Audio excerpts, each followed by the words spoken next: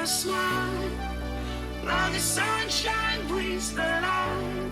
Fill me out with a flame. I will let you in this game. Take me out when I'm down. 'Cause with you I'm safe and sound. I'm safe and sound. I'm safe and sound. I'm safe and sound. I'm safe and sound. I'm safe and sound. I'm safe and sound. I'm safe and sound. I'm safe and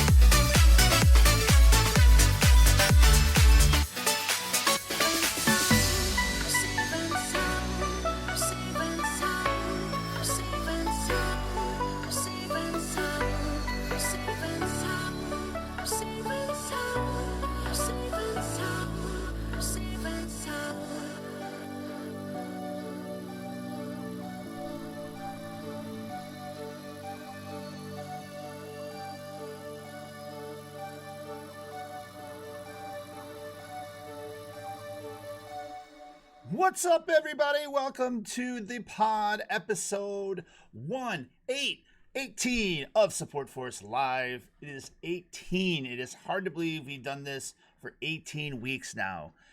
We've skipped a couple of weeks in there for breaks and whatnot, but 18 episodes. That's 18 different weeks we've done this.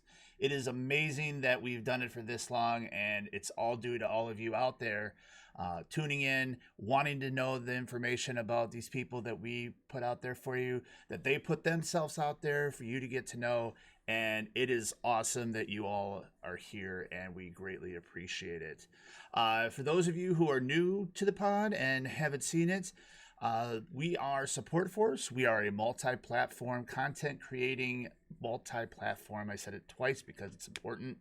Community. We are a family that supports you no matter where you create your content at, whether it's DLive, Mixer, Twitch, Instagram, Twitter, even TikTok. It does not matter. We even have makeup artists that are in this channel or in this Discord server.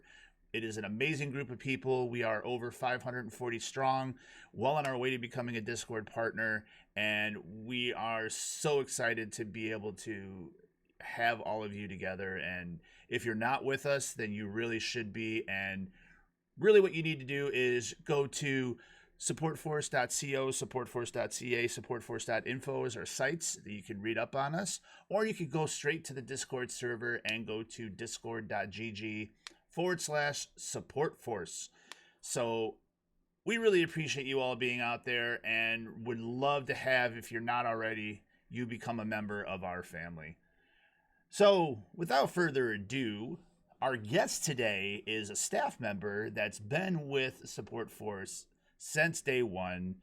She is what some would call our head designer Panic's right hand person. She is a super in our support force Discord.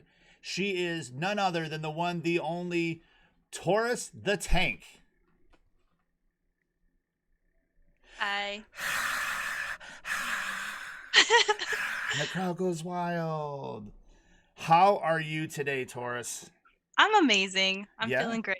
Yeah, I've been kind of nervous a little bit, but like I'm about to go down on a roller coaster, kind of nervous. Nice, So nice, I'm nice. just happy to be here. I'm happy to finally be on the podcast. I think I'm the last staff member, but that's okay. There is one more person that's left, and that's Jam. Jam, I think, is the Jam. only staff person that has not been on the pod in some way, shape, or form.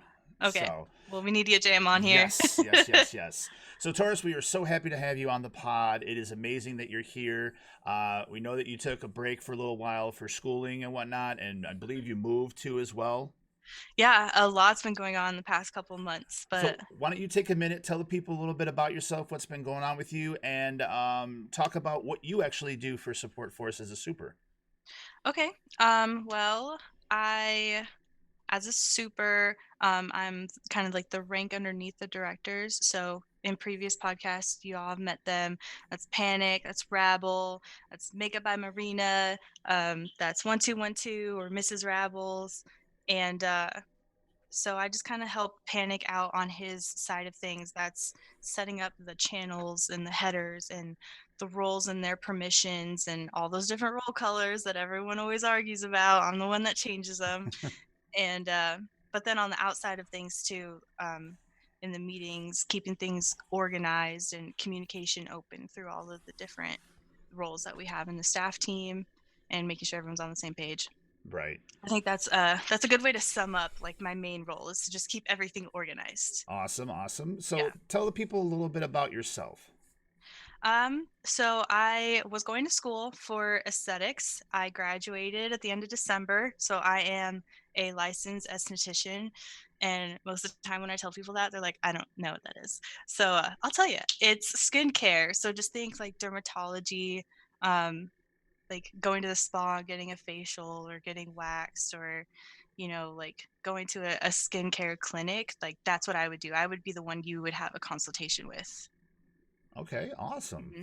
You're very important too for a lot of people out there as well. Yes. The thing that's terrible though right now is that a lot of that stuff's probably not going on as much with the current lockdown that we're in. But yeah, because that's a lot of hands-on skin-to-skin contact. I mean, primarily that's all it is skin-to-skin contact. So yeah, there's not a whole lot of that going on right now, at least not where I'm living. Right.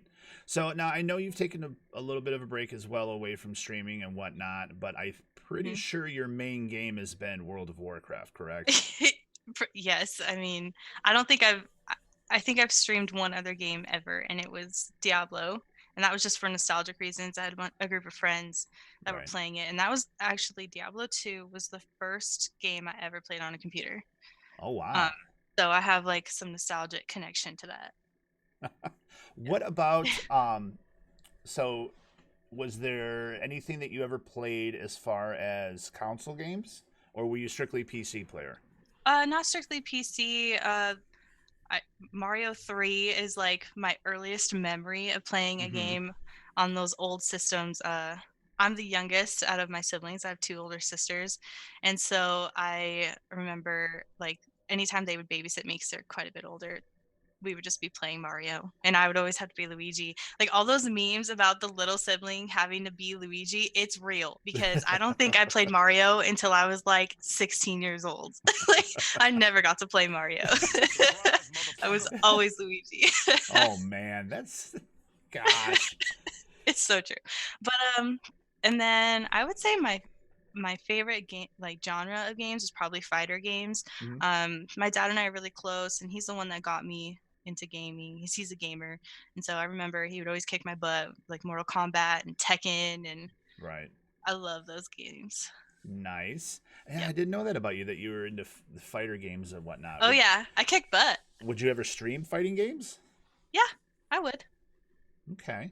Yeah, I got the new Mortal Kombat I'm not really a fan of the new Mortal Kombat's just because I love the old school. I don't know. There's just something about it. It's just so different. It's like a different game to me.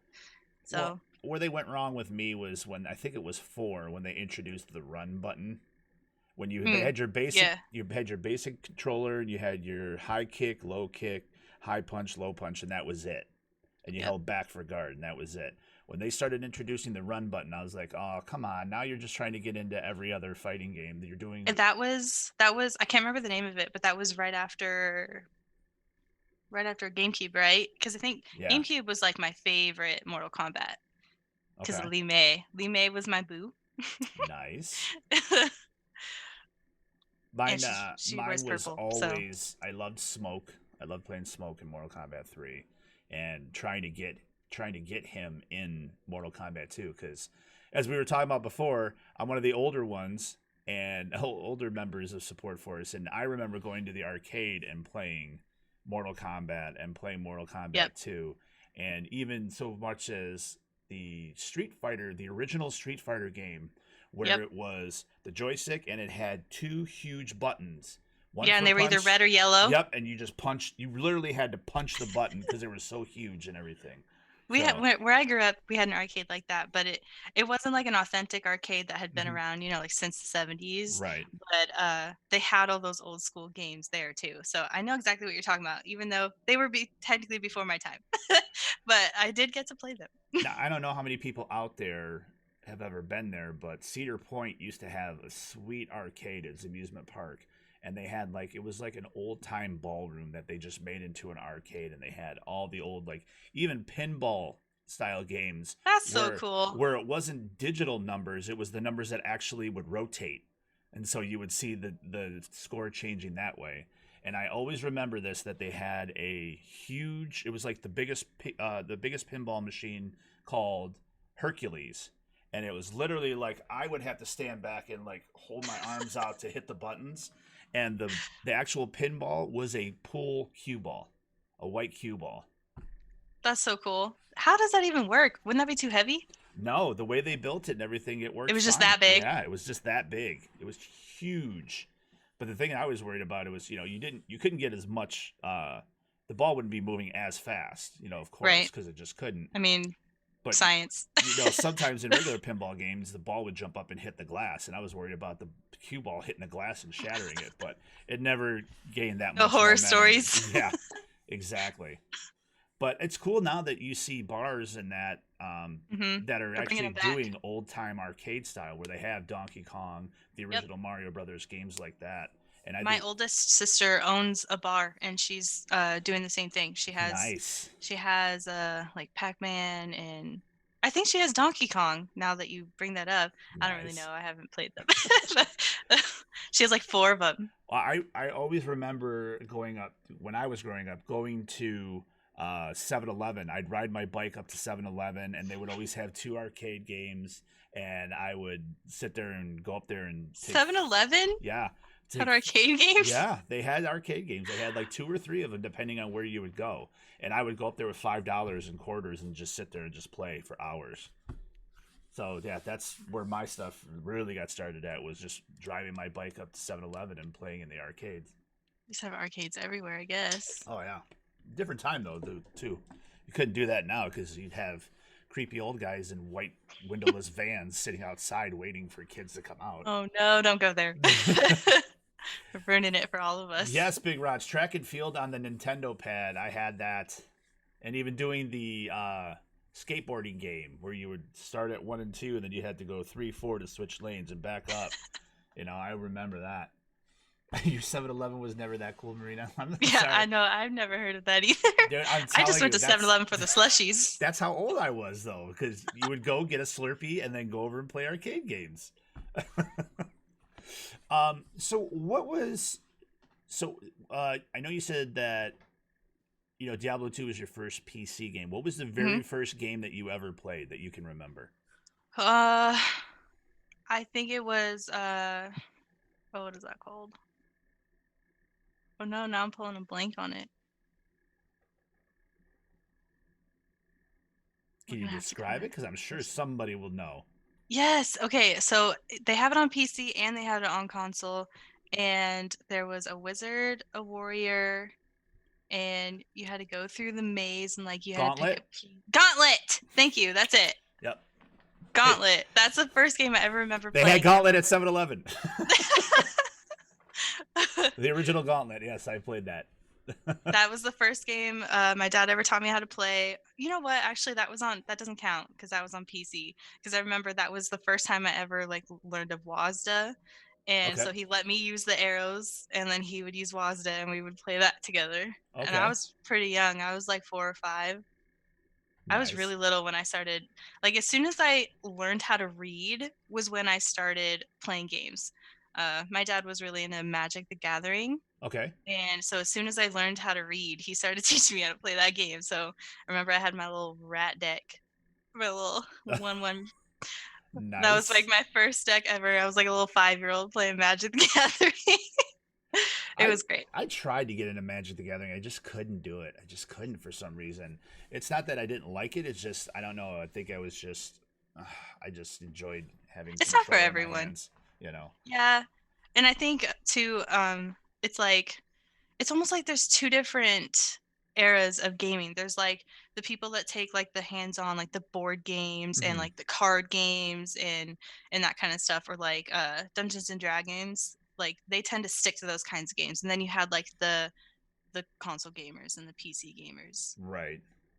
And I think at that time I was so heavy into gaming and that I was like, I don't have time to learn this. I'd rather burn my It's a time lot. on learning levels of Zelda and Super Mario Brothers and all that.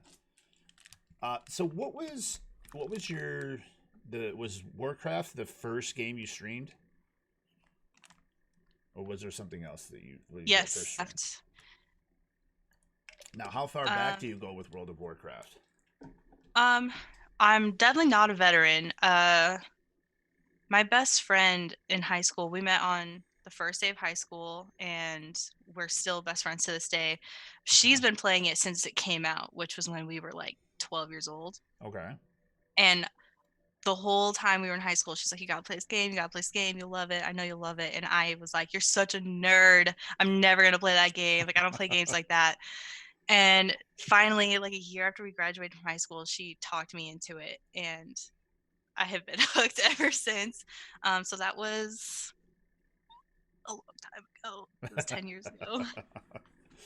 I remember This year's my 10-year anniversary for graduating high school, guys. Wow. Do you have a 10-year reunion? I think so. I don't even know how you find that out. Like, how do they track everyone down? Well, now usually it's done through Facebook. That's how I found out about my tenure, was through Facebook. I found there was a group for the graduating class and went to Well, I just moved back to the town that I went to school in, so I'm sure it's not going to be that hard for them to find me.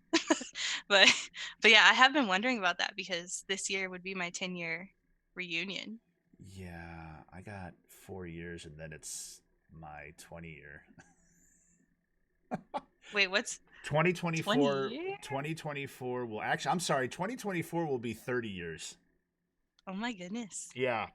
That's how old I am for people. Well, you look good. You look good. Well, thank you. Thank you. What's Marina saying? Taurus held my hand the first time what? I streamed and streamed with me. She's my hero. That was such a great experience. She did great. She did do great. I was there for that one. That was awesome. I know. It was so much fun. That was the first time and last time I'd ever done a stream like that. Ads.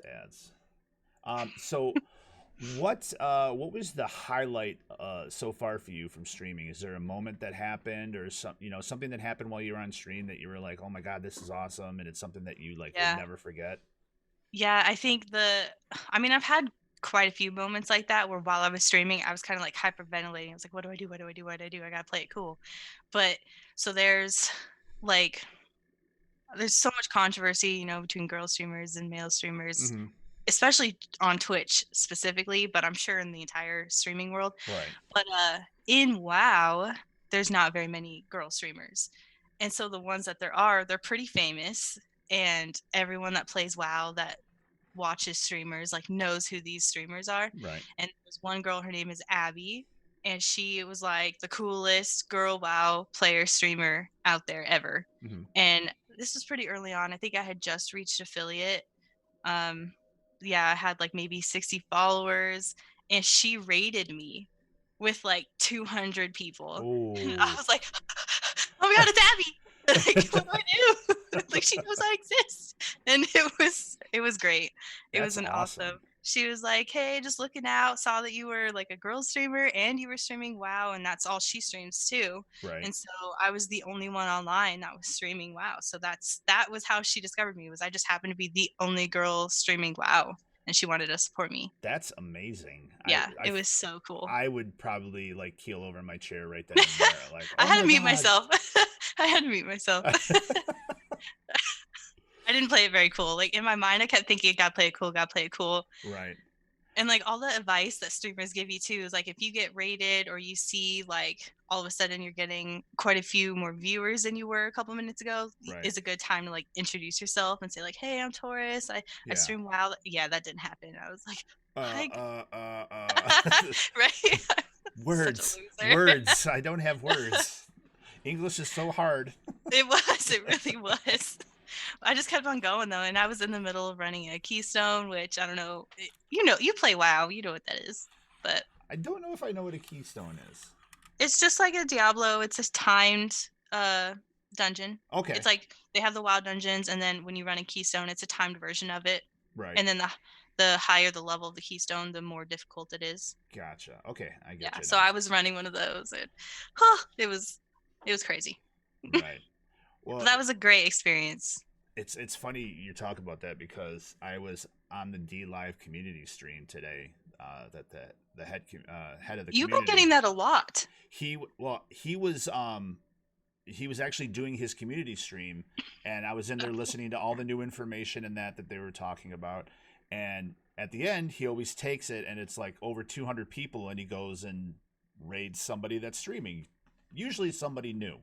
Yeah. And he was sitting there trying to find somebody, and he said he found somebody. He's like, all right, I'm going to type to him. He goes, okay, chat, stop for a second. And we hear him. He's typing to the guy, and all of a sudden he unmutes the guy's stream and everything. And it is literally like, I swear he was playing Call of Duty, and it was him with a bunch of his buddies, and they were all on the mic.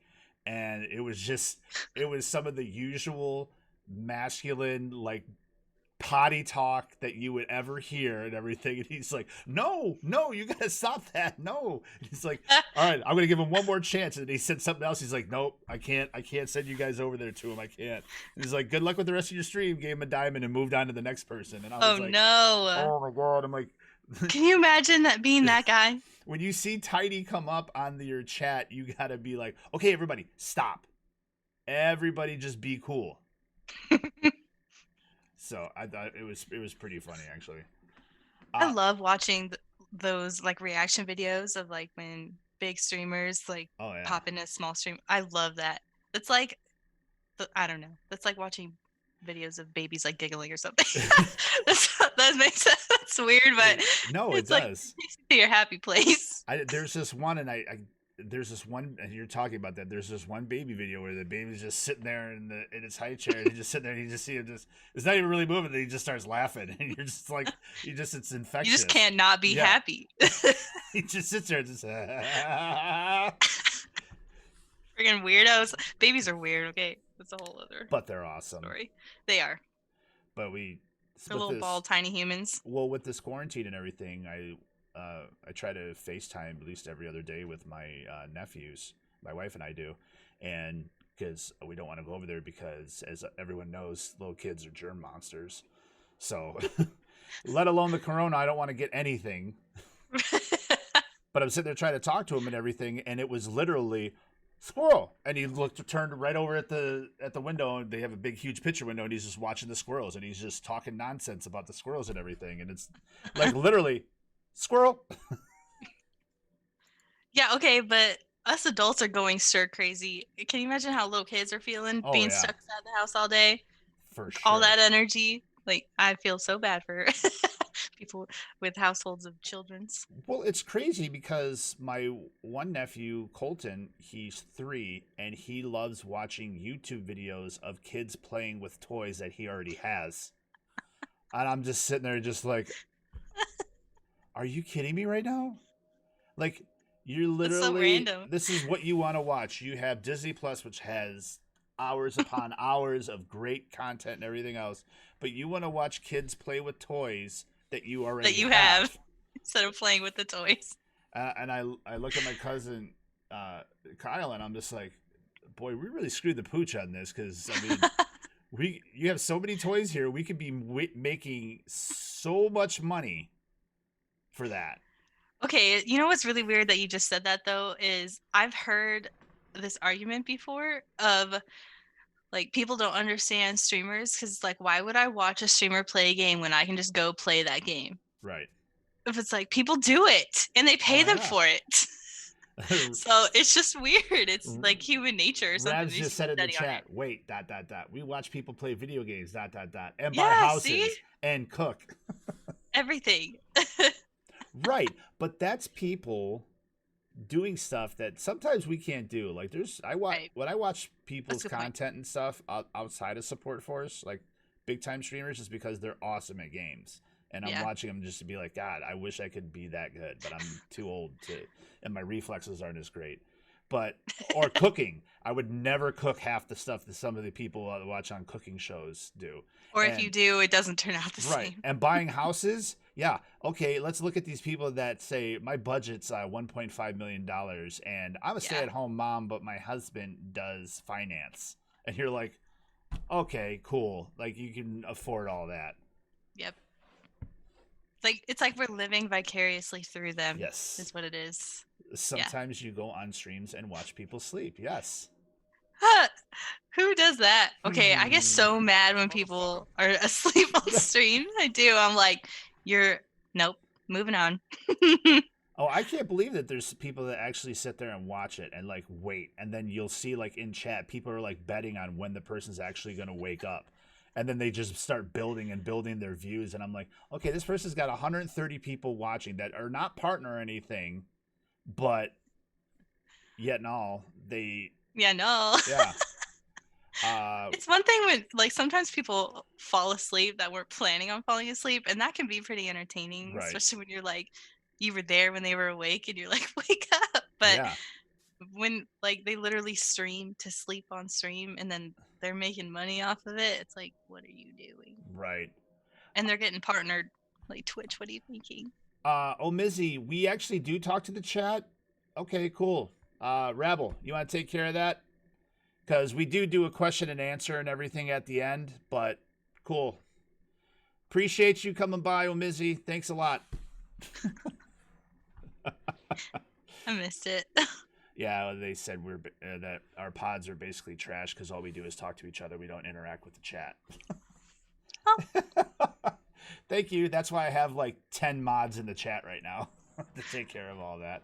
And Rebel, appreciate the lurk. Anyways, we're going to have the question and answer part, and we usually people put questions in throughout, but I really just don't want to interrupt the flow and everything, and we'll do question and answers. I'll tell people to start putting them in chat when we're getting close to that point to start doing that. But we just want to be able to get to know our guest on the pod and everything. So, Mizzy, if you're still out there, that's why we do this, is to get the featured person that we have on the pod, their information, and get to know them and that. And then we will, get questions and answers from the chat. And we are more than willingly look at the chat and everything as well too. Just to let people know out there that aren't familiar with the pod. But anyways, and Dimebag with the diamond. See, thank you so much, Dimebag. I appreciate that, buddy. So what was there a point where you were just like, and I think everybody goes through this, more than once usually too. Was there a point where you were just like, yeah, maybe I shouldn't be doing this anymore? Well, yeah, there was, because I'm not. So, but it wasn't because I never had any doubts that I could pull it off. Mm-hmm. It was just, there was so much going on all at one time. I got really overwhelmed. I didn't organize, and I didn't prioritize correctly. And so things kind of got ahead of me. And so when I took a couple things off of my plate. That was me trying to get my priorities back in order and get things figured out. And I feel like now I'm finally there. I'm at a really good place. Um, I graduated school, and that was a huge part of it too, is because there in the month of December um, was my last month. So that was when everything, all of our projects that we had been working on throughout the entire course was Right. due. Um, just a lot of outside stuff from school too. Plus, Supforce keeps me busy, Oh and yeah. and I love what I do through Supforce and for Supforce, but it was a lot on top of everything that was going on in my personal life. Is that your dad, Geezy Gamer? Oh yeah, hey pops, that's Guild Pops. I heard it's pretty good. Geezy, thank you for being here and being older than me. I'm too used to being the oldest one here. So thank you. Hey, he's only 49. I heard it's pretty good. I'm 43, so 6 years older than me. It's pretty good. It's ice cream. Gotta get that But yeah, taste of ice cream. he had never heard of D-Live until tonight, and I was like, well, you're gonna learn today. Definitely gonna learn today. I sent him the link to your stream, and I was like, make a D-Live, follow this person, and you'll see me tonight. There you go. Good deal. So is there anything you're looking forward to in the future of gaming, like this year? Let's say anything that's coming out, or is there a new DLC coming out for Warcraft that you're like, ooh? Excuse me, let me say it the right way. For WoW. I don't want to say Warcraft, because Warcraft is actually a different game than World of Warcraft. It was what World of Warcraft came from. Yes. But I am actually. So I went to BlizzCon last November, and a new expansion is coming out this year. So I already have it paid for and everything. I got to demo it while I was at BlizzCon, and I got to see all of the like cinematics for it and all the ins and outs and like where they're taking the game and everything. And I'm really excited. Okay, They come out with an expansion about every 2 years. What's the big hype around this one? Is there anything that you can share with the viewers about what? Oh my god, I'd be so scared for spoilers. Like, we didn't spoil anything. You could say there's new stuff coming out, like there's going to be a new weapon or something like that. Not necessarily story wise.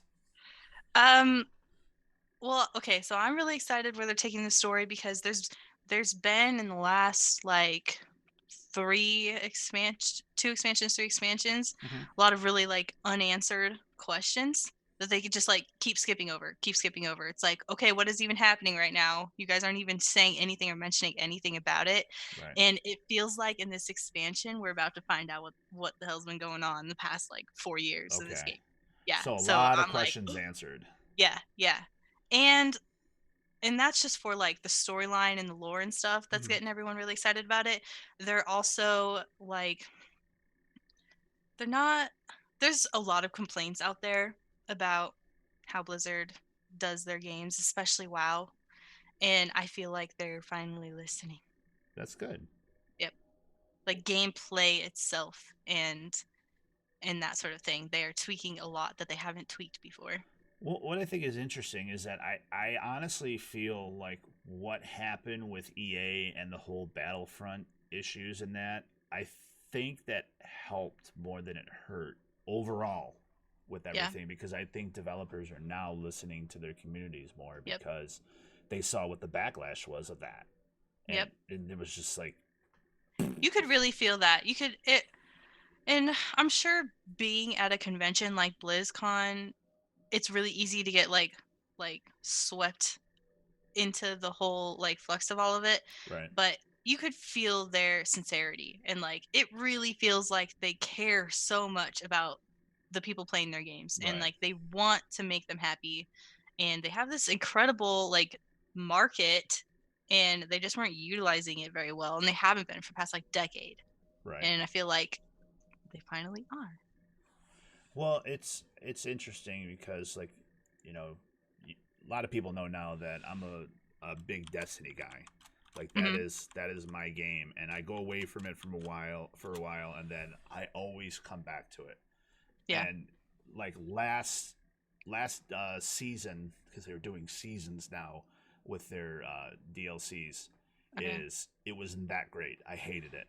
So I went away from it, and I didn't play it at all the whole season. And now they've come out with this new season for season 4, and I'm all in. Like I've even Yeah. This is the first time in a year that I'm working on other characters now besides my main, because I upgraded my main as far as I could go. Now I'm working on my backup characters, and I haven't done that for a long time. But now I'm starting. That's how a lot of people feel about WoW too. Is every single expansion, it's like a whole bunch of people come back and a whole bunch of people fall off because it's like they're all hyped up. Like, what are they gonna do with the expansion this time? And then it's just not working for everyone. This last expansion, so many people dropped off. Yeah. Like they just hate it. But there's so much talk about like that completely reversing for the next expansion. Now I know everybody was happy about WoW Classic coming out, but I mean, how much of an effect did that have on the regular game?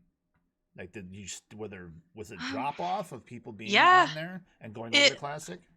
It really did feel like more people were playing Classic. I think there's so many people that play WoW that play it just because they always have, and they've like invested so much into it. To just quit now would be like, that would be worse than just continuing playing a game that you only halfway like anymore, I guess. I could be wrong about that, but I feel like there's so many people, at least when you're talking to them in retail WoW, that just loved Classic so much that it got them hooked from the beginning, and that's why they still play it. And so they were so excited when Classic came out, but I don't know. I never played Classic, so I didn't have that like that drive to like really. In my opinion, it's just like the worst version of the game that I'm playing. Like, it's horrible graphics. It's you walk really, really slow. Like you can't. I don't know. Well, it's funny how you talk about that, where you say people you think play it just because they always have, and I'm gonna regret saying this, but that's how I feel about Grey's Anatomy. The wife and I have watched it since it first started. And at this point, we're watching it because can't quit now. We've watched it for, what is it, 16 seasons? This is the 16th season now. We've Oh watched it my for God. so long. It's a soap opera now. And we're like, okay, you should be done now, but we're going to keep watching it because we've invested all this time that we can't not watch it now, There's actually, I think people just get hooked, and when you're hooked, you're hooked. There's a book series that I read that has like 23 books in it, and my best friend started reading it at the same time I did, and she quit at like book 6, and I was like, you're quitting now? Like, and at the time there was only like 11 books out, and I was like, you're over halfway done and you're quitting now? She's like, I just can't do 11 books. Like, they should have stopped so long ago. But I read all of them, and I'm proud I read all of them. Well, and they're still coming out with books. Was it a lot of pages, or was it no? Okay. We're not talking Lord of the Rings, right? No. Okay. Yeah. There's little, I don't know. Lord of the Rings isn't that big of a book to me. So maybe we just have a different idea of what is Well, I'm talking like, I guess what I'm talking about is like when somebody grabs... They're like the Harry Potter books. Okay. Yeah. There you go. That's cool then. Yeah. I finished the whole entire series in a summer because I got hooked on those. I remember my wife sat there and it's like, when we were dating, and she's like, you got to watch Harry Potter movies. I'm like, I'm not watching those movies. Those are kid movies. I don't care about that. She's like, no, you got to watch it. You got to watch it. And I'm like, all right. Well, I watched the first one. And I'm like, all right, let's watch the second one. Yeah. And then after the second one, I was like, all right, let's start reading the books. And I just went through and read all the books. And that was after Order of the Phoenix came out. So 6 and 7 weren't out yet at that time. And I got into. Did you finish the books? Oh yeah. Before they came out? Okay. Oh yeah. I was done with the books before the rest of the movies came out.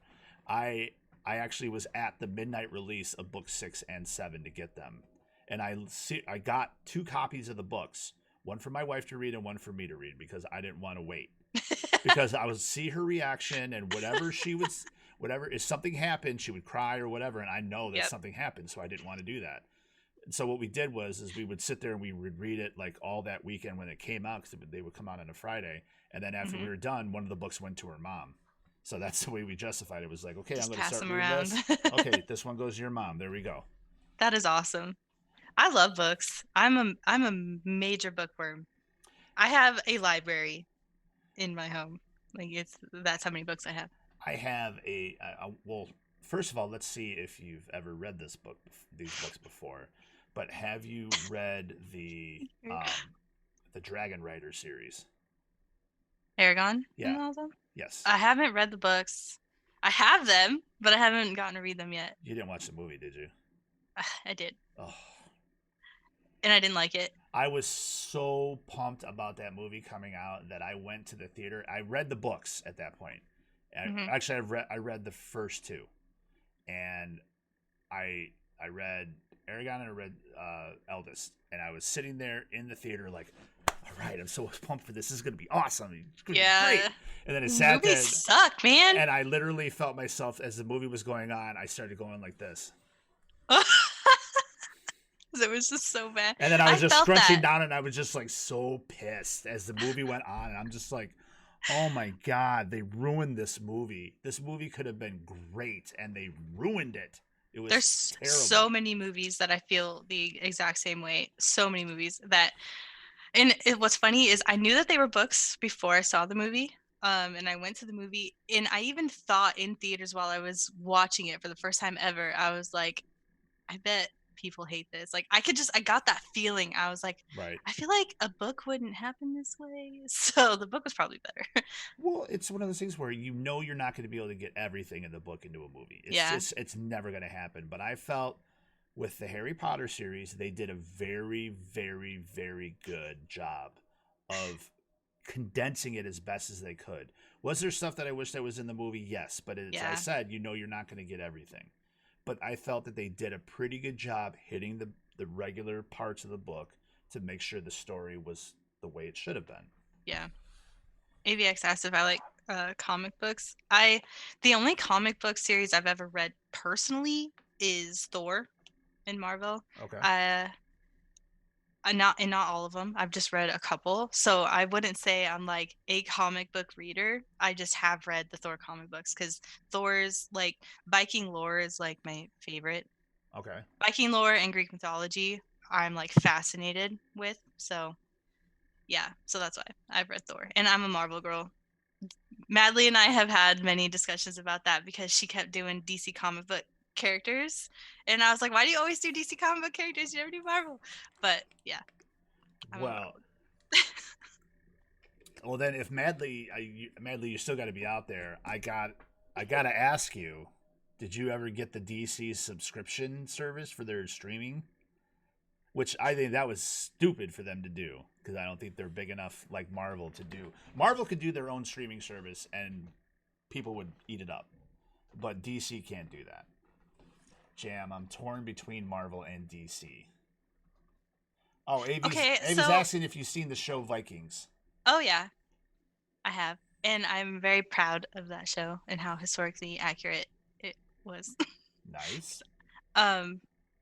But Yeezy ever said, shout out to Incarnations of Immortality. I just had to say that out loud. So if anyone's a book reader, if anyone likes reading books, that's like recommended right there. Incarnations of Immortality. Look them up. Okay. There's 7 books, and they're not very big at all. They're freaking amazing. Okay.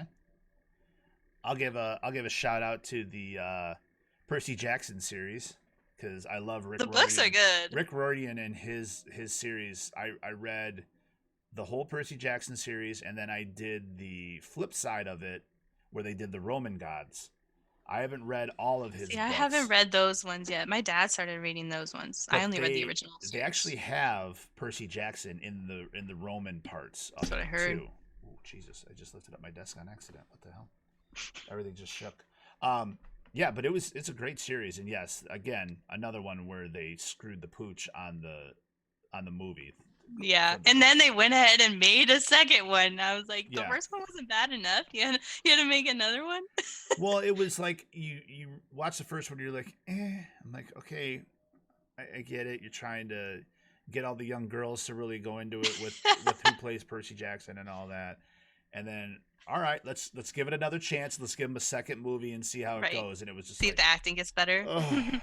It's so disappointing. I do remember, though, I can't remember what movie I was watching in theaters, but I remember I went to the movies with my parents, Mhm. and 'cause this was when I was in high school, and I had read all the Percy Jackson books.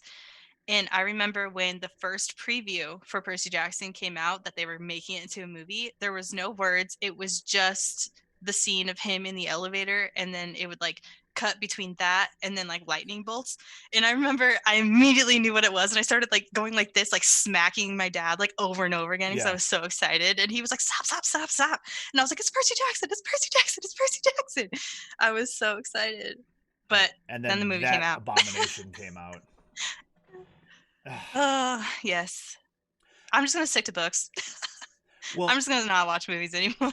you talk about how you're a Marvel person too. My wife and I were going through with during the quarantine since we have Disney Plus, and we're going through in chronological order, hitting all the Marvel movies I in the need to do MCU. that. I've never done that, the in order thing. Right. We just finished Ant-Man is where we're at in the MCU, so we got about 10 more movies to go. Oh my god. Yeah. There's so many movies. There is. The only one we didn't watch was we skipped because it's not on Disney Plus or Netflix or any streaming service. You have to actually like rent it if you want to watch it, and that was The Incredible Hulk with Ed Norton. And I was like, I've seen it a couple times. I don't need to rent that, so we'll just skip over that. If it was there, I probably would have did it, but I'm like, I'm not paying $5 to watch that movie just to watch it in the order. I love So. the Marvel movies. It's amazing how well done they are, and I it's a joke now with my wife and I where she's just like, okay, you say that in every movie. Like I sit there and I just like shake my head. And I'm like, man, they did just such a great job casting every single role in this. They really, really did. Yeah, You could tell. I agree. They paid attention and they just stuck with it. And I honestly think, and Madly, you might get mad if you're a DC person, but I think that's where DC screwed up, is they keep shifting stuff around. They don't know who they are with their.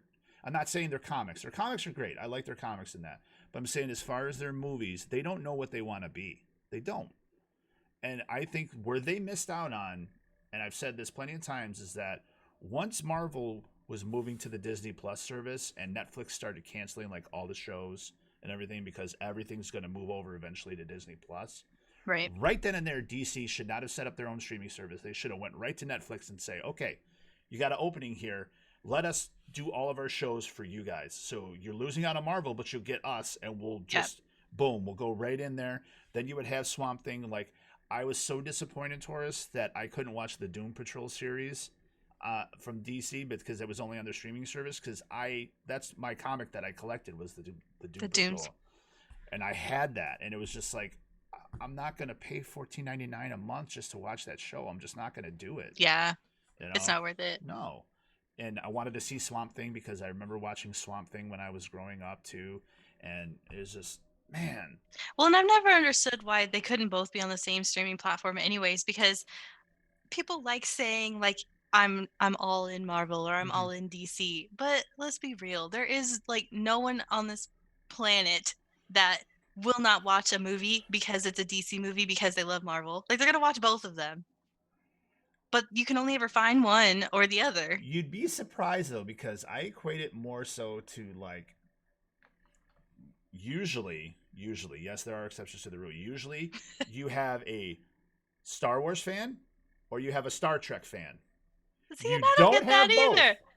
I know, but I don't get that. I like both. Okay, I'm just gonna. I'm named after a Star Trek person, but I love Star Wars. I love them both. I love I'm them sorry. both. I love Star Wars. I like Star Trek.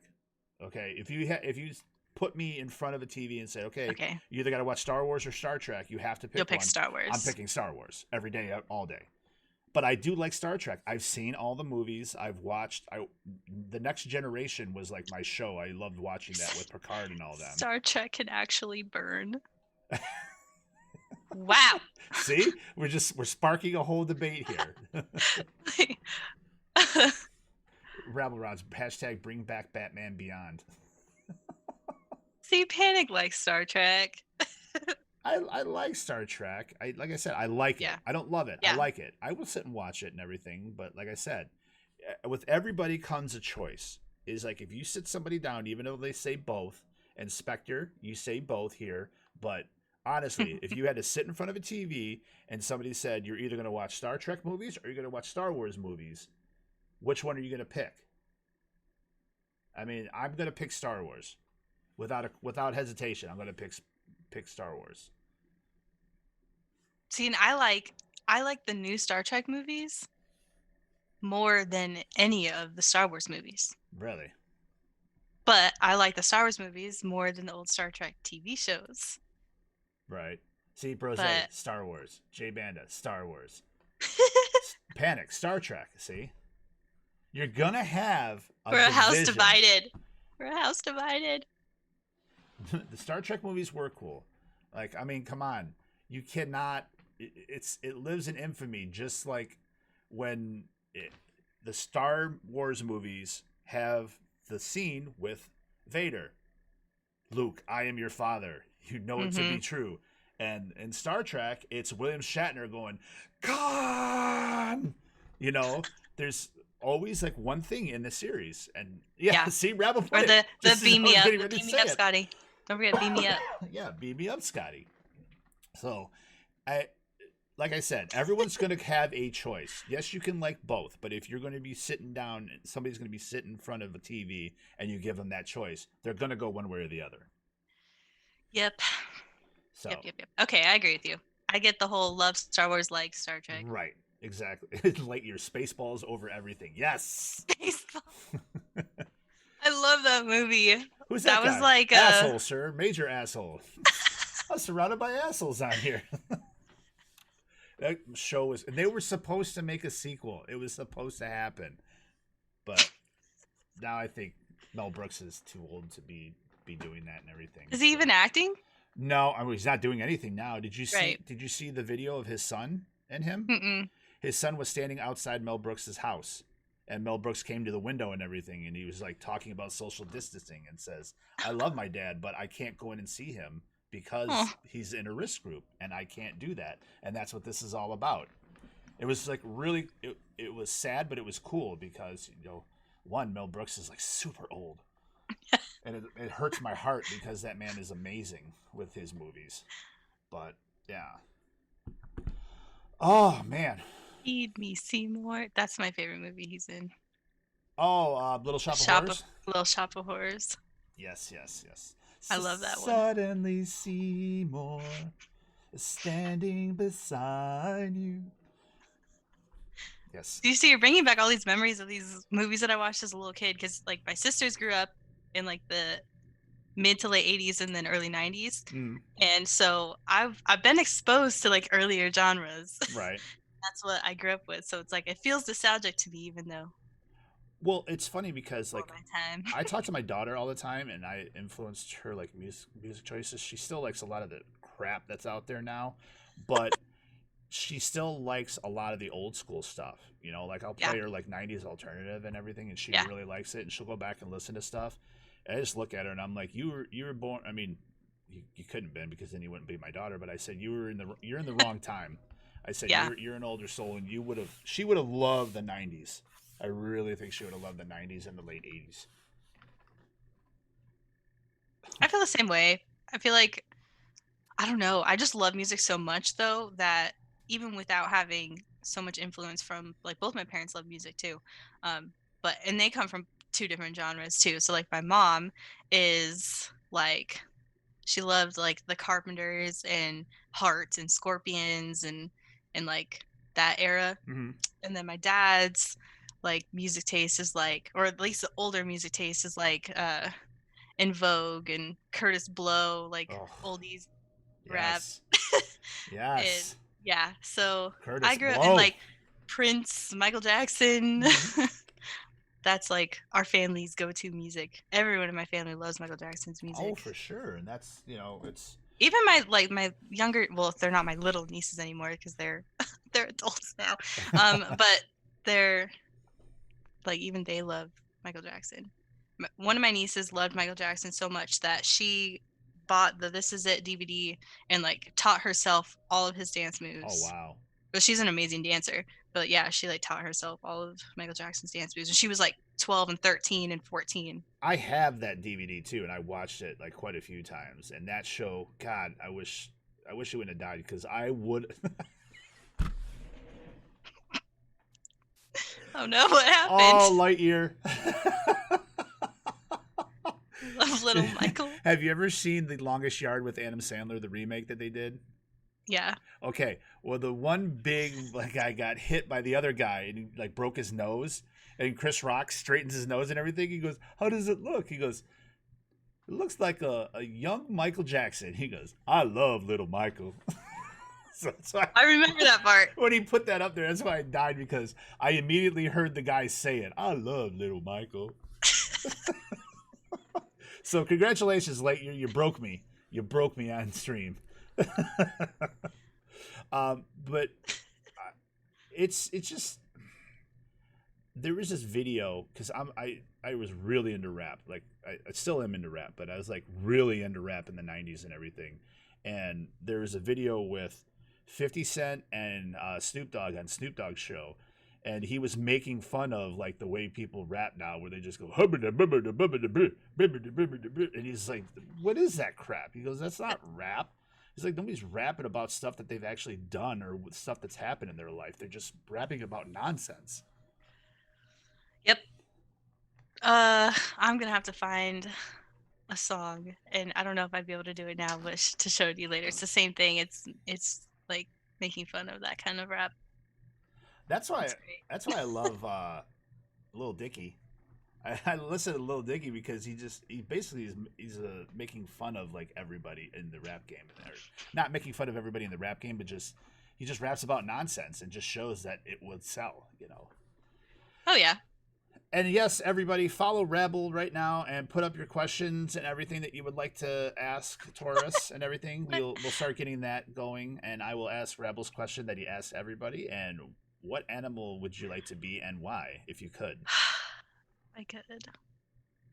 A wolf, because they're really family oriented. They stick together. They take care of each other. Is that also part of the Viking thing?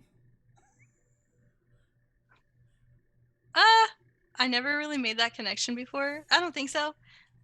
But I mean, wolves are awesome in Viking culture too. But wolves are my favorite animal. Like I've always loved wolves. We had I knew he was going to say something. Wolf's Realm. Yay! I know. But yeah, I love wolves. When I was 3, my sister and her husband actually like rescued a wolf, and so we had a wolf in our family from the time I was 3, and she was like the most well-behaved animal pet that our family has ever had. Like, she was amazing. She was beautiful. She would howl, and like a wolf howling is like my favorite sound in the world. Like I just love everything about wolves. I Right. think they're amazing. They're beautiful. But yeah, I love that how loyal they are, and they're family oriented, and like they're just gonna take care of each other. Very true. Yeah, hmm that is. And I'm very family oriented. As we all Yeah. are in Support Force, because one, we are a family. We also have our own families, but we are one Yep. big family as well too. And that's It's just what makes in us work. everyone's character, and you can tell. Yep. Yeah. That's when you see people that don't work too well here, is because they really don't take to that family atmosphere Right. too much. Panic asks, what's your favorite way to support the support? Just investing your time. I feel like that is probably like the number one thing that you can offer someone is your time, because it's like the only thing you can 100% never get back in the world. So just putting time into someone else, I think, is the greatest way to support them. Whatever their goals are, giving your time for them is like priceless. Right. Absolutely agree. And we say it many times here in Support Forces. You're going to get out of Support Force what you put into it. So Yeah. if you're not willing to put the work in to support people and take it as a family atmosphere and help your brothers and sisters or mothers and fathers or grandfathers, Rabs, Dick, then, you know, then you're not going to get that back. And that, and also Rebel said, yeah, they also lick their own butts. Solid choice about wolves. So do almost every single animal ever. Remember, so Rebel, I could it's 2020. don't Quit say it. sucking. No. Oh my gosh. Marina wants to know favorite band and song. Well, Actually, I have two favorite songs in the whole world. One is "He Lives in You," the version that starts off in the Lion King 2 movie, and "Man in the Mirror" by Michael Jackson. Nice. Solid choice. Those are my. I can never, ever, ever, ever, ever get tired of listening to them. I could listen to them on repeat for the rest of my life, and I know that for a fact. I love them. Wolf's Rome wants to know, what was the wolf's name? Chelsea. Nice. Her name was Chelsea. Chelsea Rue, because whenever we would go Roo, she would start howling. Yes, guys, that's right. We know what we're doing in 2020. That's all I'm going to say. We know what we're going to do in 2020. Marina says, I want to go back to the 60s, 70s, Woodstock. I don't know if I'd want to go to Woodstock. If I could go to Woodstock and not be in the mud pit and be like under a nice canopy and be able to enjoy the concert, then yeah, I'm not going to want to be in all that mess. But I would have loved to have seen Hendrix play. That to me would have been amazing. Seeing Hendrix, Joni Mitchell, all those people. You see all those people perform would be just amazing. Let's see here. I got to see. I don't know if anyone's ever gone to the. Oh my God, what is the place called? They changed their name. I can't think of the new name, but the center in Seattle. It's right next to the Space Needle, the music center. Okay. But they have a whole room just dedicated to. Well, they have one for Nirvana because they started in Seattle, and then they have one for Jimi Hendrix, and they have a bunch of his guitars and stuff, and all on display, and a bunch of like plaques. Like it's like a historical monument, but with a ton of information and like clips of videos and stuff. It's really cool. But there's footage of him at Woodstock, and they play it on the screen. It's really cool. Fun fact about Diehard, I've never been further west than Chicago. Oh. Yeah. You would probably like Seattle just because not like Pike Street, like not like the downtown market area, but you'd probably like I don't know, there's just so much like grungy raw music, like oh, I'd love to go see the just love birthplace music of Pearl so much Jam there. and Soundgarden and all them. I'd love to see all that. Heart is from Seattle. They go to Pike's Place all the time and will stand because there's a bunch of spots in the streets where people play music and will have like a guitar case open for money, and you'll find Heart there all the time whenever they're back home visiting because they're from Seattle, and they'll go and play on the street, just the two of them with their acoustic guitar singing. It's great. Geezy Gamer wants to know, how many grandkids do I get? What the? Why would you? And Rebel says, Geezy asking the hard ones out there. You already have grandkids. Well, I guess he's asking how many total is he going to get? I know. I don't know, okay? My goodness. I know my mom made him ask that. All right, moving on. Panic says, question, for the Alliance, all caps. I quit. I'm done. Remove my roles right now. Kick me out of Discord. Flex of Rex wants to know, what kind of advice would you have for an aspiring streamer who is also self-conscious? That's a good question. Who's also self-conscious? I would say surround yourself with people that you admire and give you like a positive example to lead by. Like I feel like I learn best from watching other people do things.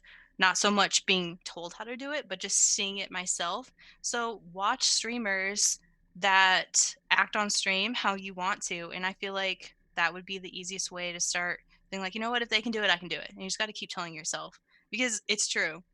Anyone can do this. It's you get in your own way. I find that's really common with streamers. Like I did the same thing. Like you are telling yourself that you can, no one else is.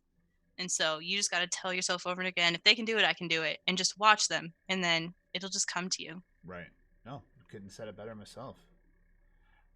Madly wants to know, do you have any animals? I do. I have a cat. His name is Perseus, or Percy. All my animals are Greek mythology names. I have a German Shepherd named Athena. My cat is Perseus. And I have I used to have two bunnies, Nyx and Artemis, but I only have one now. Her name's Nyx. They were both girls, and They're Aw. very territorial, so they didn't get along very well. So I had to give one away to a new home. So we kept Nyx and we gave Artemis to a new home, but she's happy. It's awesome that you name all of your animals after Greek mythology. They offered it in my senior year of high school. They offered a mythology class, and I took it, and it was like my favorite class ever. I Yeah. just had so much fun in that class. That would have been awesome. They didn't have anything like that in my school. Rebel says, Uh, question, if you could invest in one piece of equipment to better a stream, what's at the top of the list? oh god, the loudest keyboard in the world. No, I'm just kidding. I think a mic, because I for some reason cannot find a mic that can mute my keyboard completely, and I feel like every single time I stream, like someone always says something about my keyboard, and I'm like, it's friggin' 2020. Everyone has a mechanical keyboard, okay? Aren't you used to that sound already? Yeah. But no, I don't want to deter someone from a stream for something as stupid as like my keyboard is loud and Right. distracting. And I feel like I just upgraded to a new webcam. So I have a really nice webcam. I'm really happy with it. Just got brand new computers. They're way better than anything I'm ever going to need. Right. And yeah, so really the last thing that I don't have is a really nice mic, because I have a really nice headset, and so I use my headset mic, but I think it just picks up too much sound. Right. Bandit wants to know, what webcam did you get? Oh god, I don't know. Do you know See, the I brand? it's Razer. Is it the Kaio? It is, that's it. That's what I have. It's got the circle ring on Yep. it. It's like got a light on it. It's like, Yep, that's exactly what I have. whew, that does get really bright. I've never messed with that. Brose says, Yeah, it's the Kaio. Brose says, all you need is some mic filters. I can DM you the ones I use. Okay. Well, thank you. Yeah, that's like, I feel like if any time someone has ever complained about anything on my stream, whether it was like in good natured or like, wow, this is really annoying, is the keyboard. Like just picking up too much sound. Yeah, but So that would be, like you said, it's 2020 now. Everybody that's yep. going to game is going to use a mechanical keyboard. Yeah, but then again, I go to so many people's streams and I don't hear their keyboards. So someone figured it out and I just haven't. So 3 socks. Oh god. Vickers wants to know, do you think it's worth trying to make content without a face cam? Do I think it's worth it? I mean, if that's your only option, then it's definitely worth it, because I would say don't not do it just because you don't have a webcam. Right. But if your question is like preference between streams that have it or don't have it, I don't know. That's a tough one. I feel like I'm really opinionated about this topic, so I don't know if it's just my opinion. So it's not like a right or a wrong thing. Like even people that do have cameras, like there's ways to make cameras look really weird, and so it's like, not only do I have a camera or not have a camera, if you do, it's how do I have my camera on, which angle is it facing, and how close is it, how far away is it. I don't know, I think it's just a matter of preference. And I'm probably going to get in trouble for this, but based on the conversation that I remember that we were having in like one of the staff calls or that, all right, let's do the let's do the panic special. This is the panic special, everybody. Just like this. I'm glad it's you, not me. But we had that whole long conversation about camera angles. I remember that, and we talked about his. And in streamer chat too, Trusha had brought it up, because like panic OFU. he's like, just wait until this Sunday. But Marina, I'm not far enough away. I know. I'm sorry. Oh no, she's like, I know their headsets are like connected to each other. Let her scoot away first. Yeah, I don't think there's anything wrong with not having a cam. I just think if you are going to have a cam, like however you set that up, it means different things. Like both Diehard and I are straight on right now. Like me personally, that's my favorite camera view. I don't necessarily like think there's anything wrong with doing other camera views, but like there's a streamer that I had this conversation with before, because he used to do like the side angle, so it was like completely from the side. Yeah. And it was like this close, but only side angle. So like he was looking straight ahead, playing his game, whether it was on a PC or a console. And to me, that just feels so impersonal, like almost to the point where it's like, what's the point of having the camera on? Because to me, the camera is like a segue. It's like the middleman, the bridge between you and your viewers. And so it's like when your viewers chat and you're responding to your chat and you look at the webcam, it's because you're talking to your viewers. So to have the camera on the side, it's almost like why bother? It's almost like you're thinking of your viewers being over here, like an afterthought or like second to what's going on in front of you. Well, I agree with you completely because, and it's nothing against you, Panic, at all, but like I get annoyed when, if I get it, you're Poor in there, Panic. you're in and playing and everything, and you got your head down and you're talking and everything, but if you're gonna stop, like I've seen streamers, and Panic doesn't do this. That's why I'm saying it's not against Panic or anything, but I've seen people where they have their head down, they're typing and everything, you know, playing their game and everything, and then they'll stop and then they'll keep looking here at the screen instead of looking at the camera and talking to the people. But I went to broadcasting school and everything, and like that's the thing, is like you're looking at the camera to talk to people out there. Like you want to actually engage with them and let them That's know actually that something I need to work on. you're paying is attention to looking them. right here. Yeah. Mm-hmm. I look. It's weird because like right in front of me, I have you. Right. So I'm like looking at you because I'm Yeah. talking to you, and it's like my camera's up here. So it's like I'm super bad about it. I need to work on that. No, it's just something you just, like you said, you work on and everything. Yeah. But to answer your question, that's what I think a webcam is used for. It's like that connection to your viewers. And I think people without cameras make that connection too when you're really interactive with your chat and responsive, and especially when you're quick on your responses. I just feel like more often than not, the streamers that don't have a camera, it's almost like they also don't really have their chat there either, because they'll have a question in their chat for like minutes before they ever even get to it. It's like your viewer's probably not even there at that point. Well, if back to that, to the whole thing about creating content without a cam, is if you're self-conscious, then yes, start it with not having a cam. Start it that way and talk and everything, and then once you get comfortable about it, and hell, you could even do it. Panic did it. Sins did it way back when, saying, setting a goal and saying, okay, I'll do a face cam reveal at, however many followers or however many subs or anything else. You can make it a goal, and that way you have that time, and make it a goal that's attainable, but it's a little ways out. So you still get used to it. You get into a rhythm of the stream and everything. And then once you put the cam on, it's just another thing that's there. It's not the stream. You're already talking to people. And a lot of times what people want to see is they want to see the reaction, that maybe they can hear, you throw your controller and everything and rage, but I mean, they literally want to see you just go, did you see this, whip the controller across the room or anything like that? That's what people love. People love seeing the rage monsters in that. I do. It cracks me up. I love ragers. So I hope that answers your question. And yes, Rabble said he got affiliate with no cam. Yep. You can do it. It's just a matter of how engaging you are with your. So did Panic. Yeah. Let's see. We got. Yeah, it's definitely possible. Yeah, gotta have the connection with the viewers. Lure them on with your eyes. Wink, wink. Nobody can see you wink. You guys see me winking? I'm doing it. Man, I want to try ice cream. I heard it's pretty good. Oh, It's man. pretty good, Morty. It's pretty Legit, good. It's reactions ice are cream. my bread and butter now. Gotta Yeah, get I mean, that look at delicious Monday Night taste of Golf. ice cream. Look at Monday Night Golf and what happens with our reactions and everything.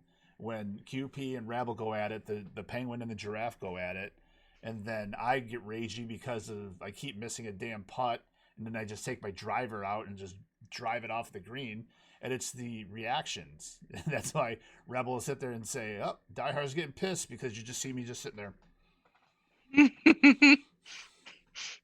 And like They can just tell. My wife knows when I'm getting pissed or when I'm getting upset, because she'll say my bottom lip disappears, because I'll always just go,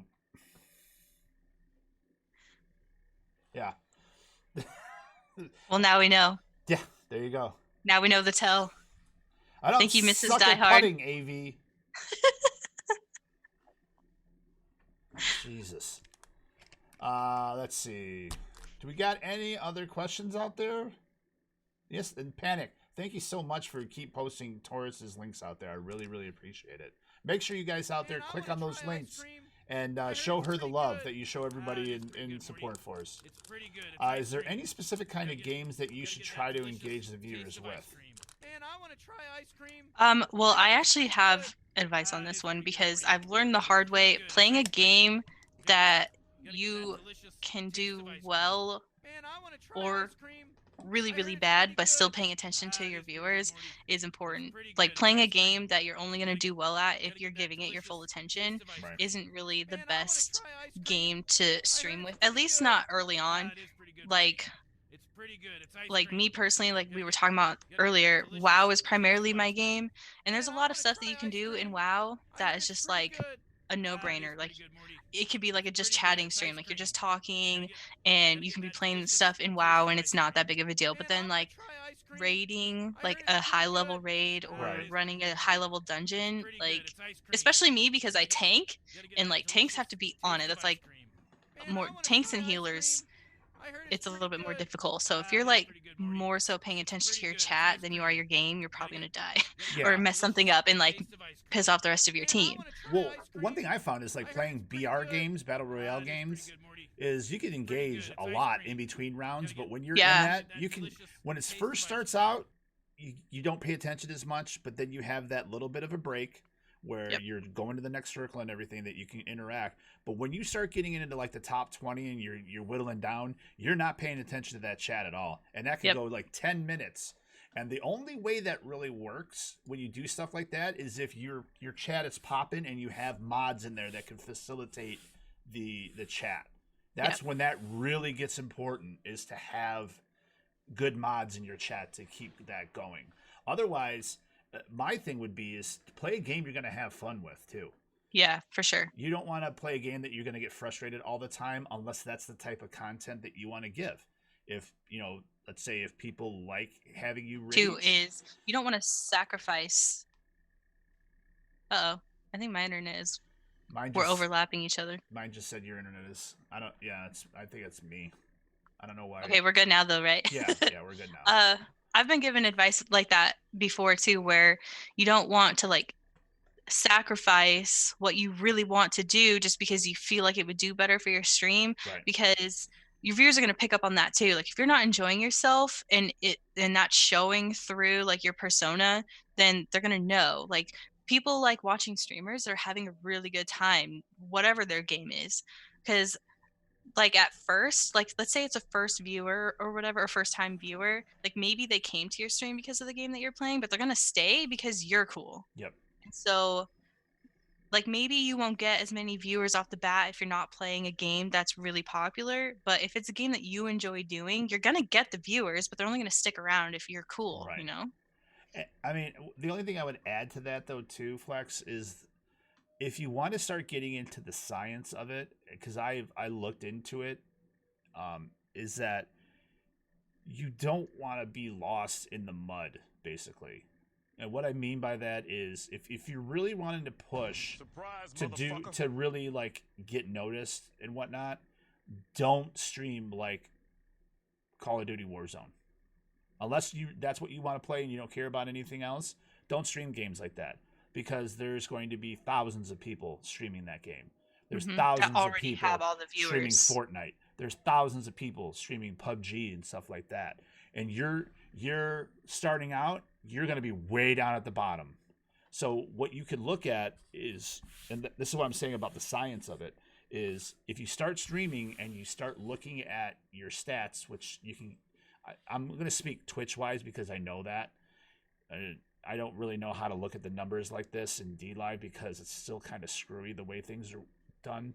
But with Twitch, you can look at where your viewers are coming. If they're coming from searching and whatnot, you want to find a game that maybe there's one or two people streaming and it's a game that you like and that you're good at. Then you stream that game because people are going to come specifically looking for that game too.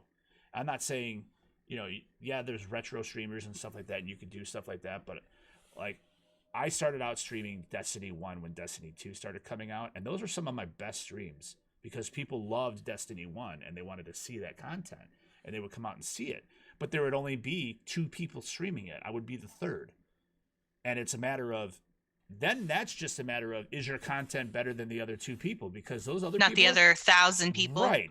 And you're never gonna win the battle in Warzone, in Call of Duty or Fortnite or anything like that unless you stand out.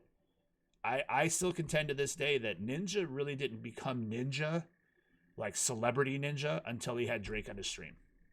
And once he had Drake on his stream, then all of a sudden that pulled everybody, and everyone wanted to see who this guy was that played with Drake, and he kept them.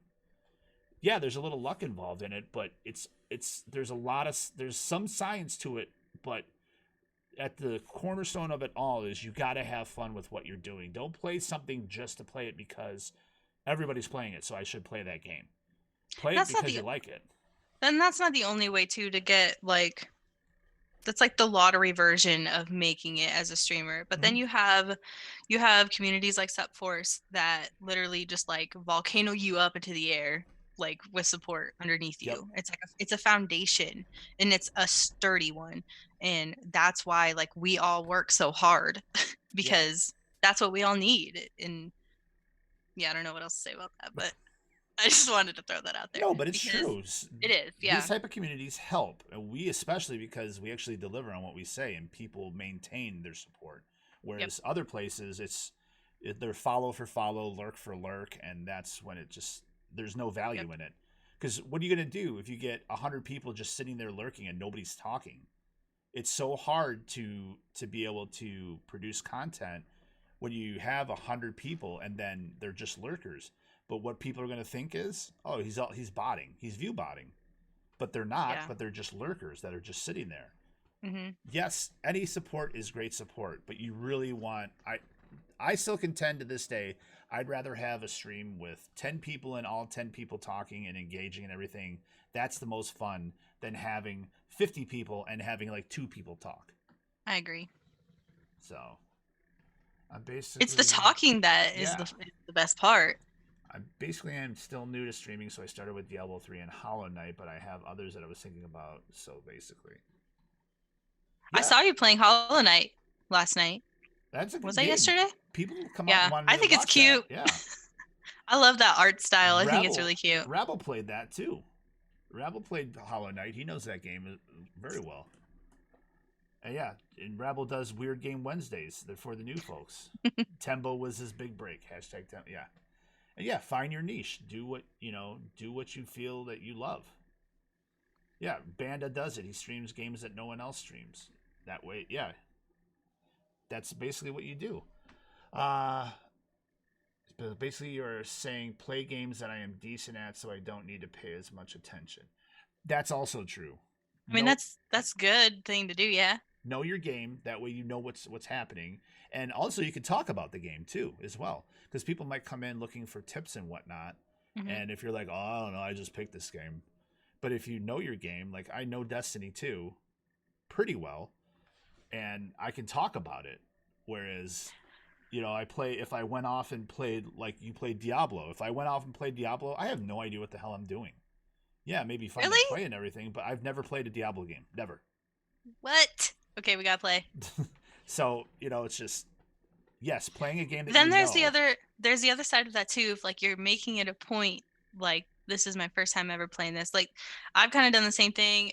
I don't really feel like it. Like I shot myself in the foot on this one. I have never ever played first person shooter games. Like I just suck for like the 2 minutes that I have. And there was one stream where I played Overwatch. So it's like, I know what Overwatch is. I get how it works. It's matches, it's PvP. And I was terrible at it. But like, that was the whole point of that stream was I was going to be terrible at it because I was like, this is my first time ever playing a first person shooter game. Right. Like, do not judge. But it was fun though. I had a good time and people that were talking to me were giving me advice. Yeah. So I got better after that one day. And that helps too. Yeah, and Rab said, going blind and get that genuine reaction, though, too. Right. And like you said, come out front and say, I have no idea about this game. This is my first time playing through it. It's actually funny. Not funny, but my wife sent me a video today about COVID-19 and a doctor from Grand Rapids here in Michigan talking about getting groceries in that. And the first thing he said in his video, and I truly appreciated this, is that, listen, this is a stressful time for me. It's a stressful time for everybody. Please be kind in your comments. We don't need any negativity. And it was like, you read through the comments and there wasn't anything about that. So it was just one of those things where it's like, as long as you're upfront about it and that, and you have mods in you have a mod or two in your chat that are going to be there that can take care of any kind of riff-raff. Yeah, I know. I said riff-raff, rabble, in the chat. Then you don't have to worry about that. You know, as long as you got people that'll jump on that, you're fine. Rabble says, what's your best way to grow in Supforce, in your opinion? Showing authentic support. Like, show us what you got, show your true colors, because like Diehard said earlier, you get what you put into it. And so I feel like you can grow so much by making real connections with the members, because there's just proof of it every single day. So I'm telling you right now, if you're new to Supforce, don't just like sit in there quiet, like talk to people, because the people that are in this community want to help you. Yep. But they want us to help each other is the more important thing. We're helping each other. It's not about what can I get, it's about what can we give each other. That's the best way to grow. Yeah, absolutely. Networking. And if you come in here and just throw your links up and just think that people are just going to come, it's not going to happen. You have to be engaging in the chat. You have to be talking to people and get to know somebody, you know. And I'll say this, that's why Brose is so great at what he does. Is Brose is so relatable, and Brose is so friendly, and he's fun to watch and hang out with. And once Brose lets you into, we'll say, his circle, that it's hard to get out of it. So yep, that he's a prime example, I would say, of what you want to aspire to be like in Supforce, is to be engaging and be networking like he does. So sorry, I'm just reading the questions. I know we're not getting to that question yet. It's gonna spark a big debate as well. Flex question: why have you not played a Diablo game? I just haven't, man. I just haven't. You know. Do you have it? Do you have it on PC? I do not have it. I don't have a copy of it at all. Which I'm sure probably. No, I won't say that. When's your birthday? We're streaming. Not until When's November. your birthday? Not until November. Oh man, Christmas in July. Someone get Diehard a copy of Diablo, please. Whatever one you guys. I'm sure his Steam information is down there. Yes. His Battle.net ID. Geezy, it is a great dad game. says Diablo is good. Wilson is better. I think is better as far as the flow of the game. Very similar to Diablo though. Yeah, I've been. There's a few people in my guild that have been playing that game. They've been talking about it in my guild's Discord too, and they're trying to get me to play it. I haven't really been playing any games lately, but they're trying to get me into Woken. The thing is, I love Diablo so much, and everyone just keeps saying it's just like Diablo. So it's like, if it's just like Diablo, why don't we just play Diablo? We already have that game. But they're saying they really, really, really like it. I've heard a lot of really good things about it. Is it new? It is new. Okay. It's, well, I mean, maybe it might not. It's a little new. Okay. Not like brand new, but it's new to like my circle. Yes, Vickers, the Minecraft server is a great way to get to know people. Yes, people help out in everything, back and forth with your builds and that, help you with supplies. Everyone's there willing to assist you in any way possible. It is a great way to network and get to talk to people on there. And it can never be beat. Hey, Geezy, I'll go even more old school than that for you. I used to love a game that was back in the days of the original Wolfenstein, and I don't know if you remember this game, but if you remember the game Ultima Underworld, that was my game back in that day. I loved playing that. And then Jam says, does pineapple belong on pizza? Okay, Taurus. On the count. Do I have to answer? On the count of 3, we both say our answer. Ready? 1, 2, 3. No. Yes. Oh, that happened. No, no, no, no, no, no, no, no, no. I like it. I like pineapple on pizza. I don't even think veggies belong on pizza. I only think meat belongs on pizza. That's the way I feel. Change my mind. You don't have. I don't want to change your mind. You can eat your pizza. I'll eat mine. Exactly. And that's what's funny though is like people are like, oh, you can't just eat regular pizza. It's like, no, I like regular pizza. You could put a pepperoni and ham pizza in front of me, and I'll be completely fine with it. I don't need a lot on it. That's completely fine. And they're like, oh, you don't like the supreme pizza. I'm like, okay, who's fancier? The person that needs a supreme pizza with everything on it, or a guy that just wants pepperoni and ham? Cashews. What? That's a first. Oh, That took me off guard. I love cashews. I would just pick them off and eat them though. I don't think I'd eat it on the pizza. yeah, I don't know. Don't Yeah. even say anchovies. No freaking anchovies. No. Yes, buffalo chicken pizza is really good. There's a place that's about 20 minutes from me that has an amazing buffalo chicken ranch pizza. It is amazing. Rabble, it's funny that you say that. Is that like a New York thing? Because when I lived in Seattle, like all the pizza places on their menu, if you wanted New York style pizza, that's what you got was buffalo chicken. But in Washington, they call it New York style pizza. If you order New York style pizza anywhere in Washington, it means you're getting buffalo chicken pizza. See, you order New York style pizza here in Michigan, it's just the huge slices. That's what they consider New York style Huh. pizza. And Chicago is Chicago deep dish. Oh yeah, I've heard of Chicago deep dish, but yeah, like in Washington, New York style pizza is buffalo chicken flavor. Panic says sausage, crumble, and salami. Panic, I would try that pizza. The thing is, anywhere east of New York cannot make pizza. I don't know. I love pizza, and I am definitely east. I don't know New York. about that, Vickers. You got to come to Michigan and try some pizza. Except there. Chicago. It's not. No, I don't think it's a New York style. It's weird how people perceive New York pizza. Okay. Well, I'll just have to go to New York and try pizza and see what it's all about. All right, Rabble. When somebody says New York style pizza, what do you think New York style pizza is? That's what I want to know. I want to know what Rabble's version of New York style pizza is. From the New Yorker. Yeah.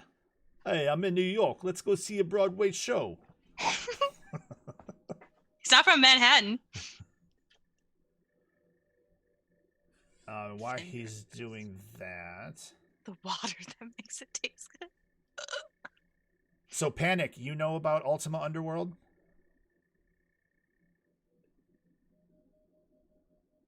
Thin crust. That's all New York style is. That's what Vickers says. See, I don't like thin crust. The only time I like thin crust pizza is when it's like Greek style pizza, like Mediterranean pizza. Because then it's on like, Greek style bread, like pita bread. So in my opinion, New York style pizza is just thin, crispy crust, folds in half because it's greasy and decent size slices. Huh. All right. So it's a big slice of thin crust pizza. That's New York pizza. That's pretty much what I thought. But I think what he's saying though is like it's thin crust, meaning the crust is thin on the bottom, but you still have a big crust on the end. Okay. That you can still fold up. So yeah, that's what I thought. Damn, Domino's is so gross. Just stop. Domino's is better than what it was. Oh, Panic says it's one of the first games he's played was Ultima Underworld. That's awesome, dude. I love that game, man. I truly did. I loved playing that over and over and over again. Thin crust, a lot of cheese, olive oil, herbs. Then you can add your toppings. That's what Dizzy says. That sounds good. I do love Hungry Howie's pizza because I love getting butter, garlic, Parmesan crust. That's what I get on my pizza. That sounds yummy. That sounds like what Domino's tries to do, but it's just nasty. Yeah, it's not. I would take Hungry Howie's over Domino's. But we have a pizza place here. We have two of them, actually. There's Buddy's Pizza, who does Detroit-style pizza, where they put the sauce on top of the cheese. It's really good. They put a little layer underneath the cheese, but they put the toppings and the sauce over the cheese, and it's really, really good. And then there's cloverleaf pizza here in Michigan that's really good too as well. Both of those are. Damn it! Now I'm hungry for pizza. I know, that's what everyone keeps saying, Jam's like, I'm really glad I just made dinner. I've got to go. I'm going to my parents' house for dinner, so I haven't eaten yet. When this is over, I'm going to Geezy Gamer's house. Well, there you go. We're having Chinese tonight. Ooh, what's your favorite Chinese? Favorite Chinese? Well, I love like chow mein noodles, sesame chicken, and the crab wontons. Okay. Crab and cream cheese wontons. It's like crab rangoon. Yeah. Okay. Ragoons. I can never remember what it's called. Solid choices. Solid choices. I will get a lot of times. I'll get like beef chop suey, and then I will get the chow mein. So gross. I'll get the chow mein noodles with it. So I don't get I won't get like beef chow mein. I'll get chop suey so I can get the chow mein noodles and add. Yeah, I get veggie chow mein and then add whatever chicken I order. Like I like teriyaki chicken, but usually unless it's a really good Chinese restaurant, it just tastes like really salty. Right. So usually I don't unless it's like an upper scale Chinese restaurant. Right. But I'll go with sesame. Sesame's like my go-to. You like General Tso? I like it. I just love sesame chicken so much that I always pick it over all the others. Okay. But I love Chinese food. There's like a lot of different styles of Chinese food that I like. So, but I just have my favorites, so I don't really switch it up unless I have to. Right. Like there's one Chinese restaurant where I grew up that just has the most nastiest sesame chicken ever, so I never order it there, and that's usually when I try the other stuff. See, we have a Chinese place that's by where we used to live out in I won't say the city. But it used to be where I used to work. I could stop there on my way home. It would take me 20 minutes to get there, and then it would take me another half hour to get home from there. It's worth it though. But it's worth it though, because we've tried like different Chinese places, and like the rice is the fried rice is just greasy and everything. Whereas this I'm not a place, fan it's of the rice. not like that, and it has the most amazing wonton soup. It is by far the best wonton soup and the best egg rolls that I've had out of any Chinese place around my area. That's why we go. I love Chinese food.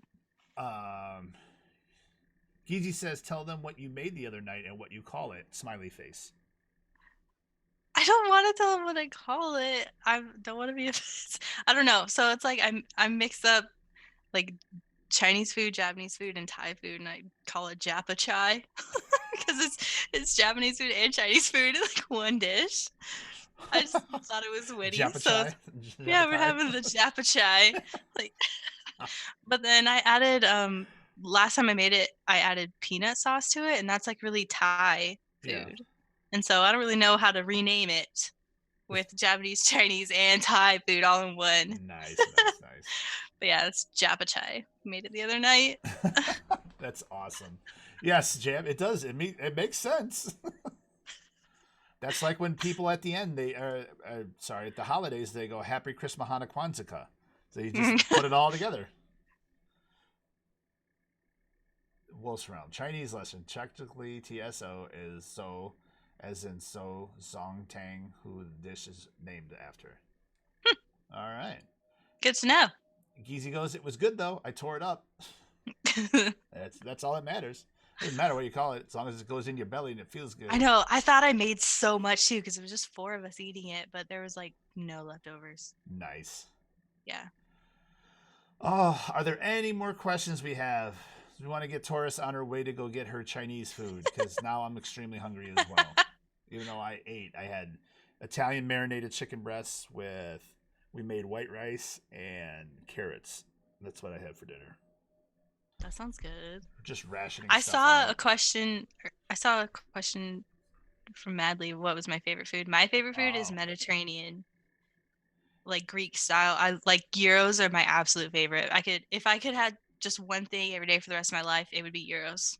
Really? But I really like, like pita bread and hummus and like veggies and hummus and like, Mediterranean chicken wraps, that kind of stuff. Oh, I'm sorry, Rebel. I know you did put that question earlier, and I'm sorry I missed that. It says, when is the return of Taurus on stream? Hopefully really soon, actually. I'm getting really excited about it, and I've been working on my stream. Like, since I got a new computer, I had to get all new like overlays and sounds and that kind of stuff. So I'm currently working on that. And then I just need to get like over my fear of just chatting streams. I have no idea why, but I'm terrified of doing a just chatting stream. Like I like the idea of having a game there as like a distraction from just me talking. A crutch. But yeah, exactly. I definitely use it as a crutch. But I don't know. I'm just not playing any games right now, but I miss streaming. So I feel like just chatting is like the way I gotta go. Yeah, But Rebel said, just chatting. Here's your test run, kid. You're doing fine. yeah, you should have seen me before this, before I had to turn the camera on. I think my Ah. cheeks were pink. I had to like put a cold rag on my face. Everybody Cool says myself that. down. But like I said, it's nothing to even worry about it. Nothing even worry about it. Stage fright's always been a hard issue of mine. Panic wants to know, what's your favorite band, current and then of all time? Ugh, it's so hard to choose. All time. I think my all-time favorite music artist in the entire world is Michael Jackson. But current band like that I'm listening to, Your dad says Heart. Heart. That's my cleaning music. Oh, Barracuda. Heart and Scorpions, just because that's what I grew up like. Whenever it was cleaning day, my mom would put her hair up on top of her head, like right here, Yeah. and we'd be listening to either the Carpenters, Heart, or Scorpions. Like that's what we rocked out to when we cleaned the house. But I don't know. I really have been kind of listening to like alternative. I don't mean the actual genre alternative music. I mean like alternative to what like anyone that I know listens to. Like I've been listening to a lot of foreign music, like in foreign languages. There's this group from Iceland that like half their music is in English, half of it's in Icelandic, and their name is Arstadir. And they're just incredible musicians. It's a group of 4 guys. They have an acoustic guitar, a piano, a cello, and a violin. And they harmonize, and they're beautiful singing voices. But cello is my favorite instrument. Like I could just listen to cello music all day long. I love it. But those 4 instruments together, it's just amazing. But I can look up a... Give me 1 second. Rabble, boot Arda A, because he's speaking in Turkish, and I just translated it, and it says, your bitch is a jacket. Doesn't make sense, but get up. We can get rid of him. We don't need that. We don't need that kind of shit in here. I like how you say out loud what you're getting banned. Like I don't care. You Thank you. Appreciate that. Thanks for the lurk. Thank you for the follow. Dad says, I wondered why you like the cello so much. Oh yeah, a lot of my music influence is from my dad. Why you always like quit talking about yourself? So he's a cello player. He's played cello since he was in middle school. See, that's funny because my daughter is the same way. Her and I would talk about music all the time. And music and books. Her first tattoo is a musical note, an 8th note, matter of fact, right here. And that's what she wanted something. What small is it doing? It's just picking up on everything. Yeah. There, you see all my music. Yeah. And she said it was. She told me, she's like, the reason she didn't tell me this when she was getting it. She said music's an important part of my life, and I'm like, okay, that's cool. You know, I know that. And then that's when she actually told me, she's like, I got it because of you, Dad. That's what our thing was. Aww. So made me feel good. Wilson wants to know, who was the Icelandic band? I'm getting it for him right now. There, I just pasted it. All the symbols and everything. And Dizzy said, Supforce girls chat stream? Winky face? Heck yeah, I'd be down. Marina and I did a collab. Yeah, it was a lot of fun. It was her first ever stream. Your dad said, do the horror game again. Very fun to watch you stream that. And then Jam says, chatting with someone and chatting alone is a little different, but you got it. Yeah, it is a lot easier when you have someone else there. Again, it's like the crutch. Right.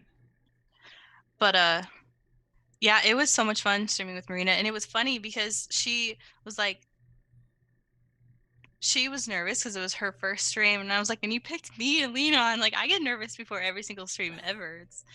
But it was a good time. I had a great time. And it was kind of nice because like I had been streaming for a while, and so that was like my element. And then I mean, she's just fantastic at doing makeup, obviously, Right. and that's like something that I'm really interested in but not very experienced in. So it was kind of like we were helping each other out. Oh, yeah, Like, I was for helping sure. her feel comfortable streaming, and we were doing a makeup look together that was our stream collab, and she was like kind of coaching me through it. Well, you guys wouldn't have known that it was your first time collabing together and her first time streaming because you guys and your first makeup stream because it went really, really well. Well, thank you. It was a great time.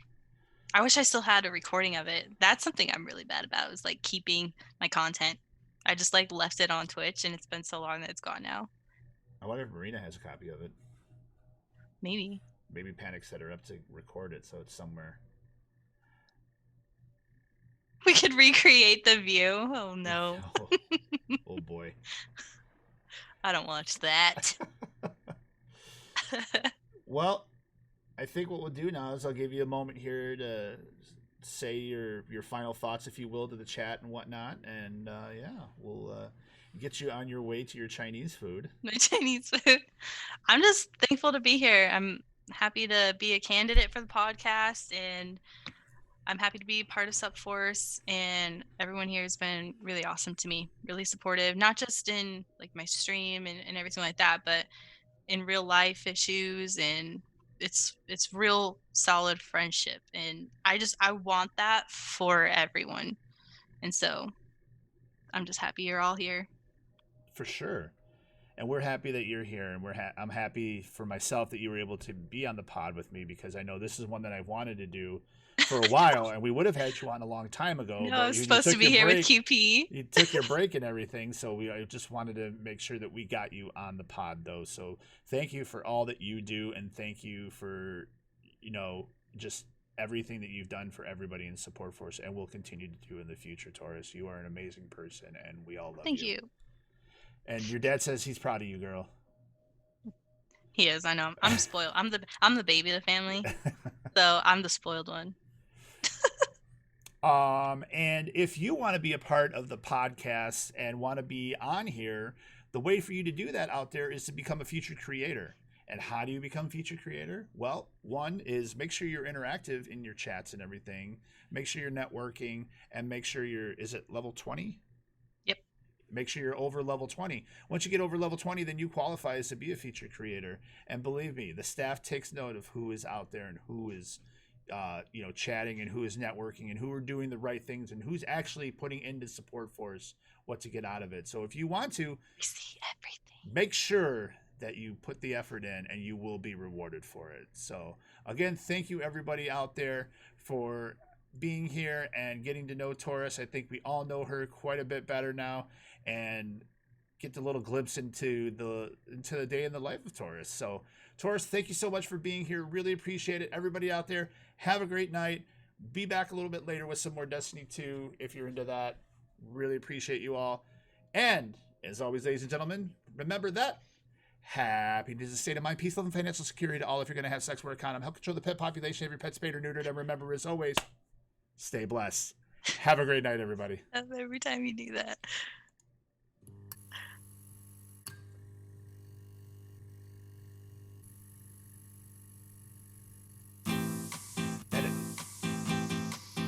That is not the song.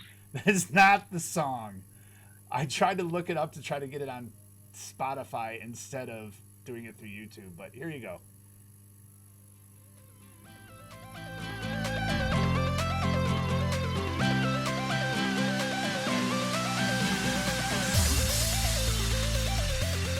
Well, great job. Thank you. You did awesome. It was a good time. If you wouldn't have said you were nervous, nobody would have known. That's usually how it goes with me. I understand that I'm not like bad at talking in front of people, but it's just getting out there and doing it.